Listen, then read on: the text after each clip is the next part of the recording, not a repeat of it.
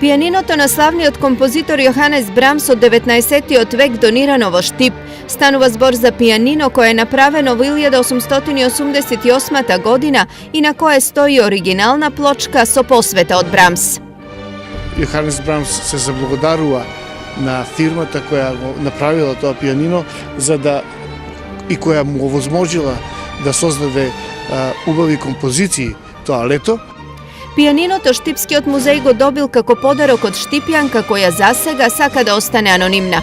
Пиано било купено од други штипјани кои биле во Швајцарија, го донеле во Штип и кога сакале да го продадат, господјата Вера го купила и го после неколку години користење го подари на Заводот за музеј Штип.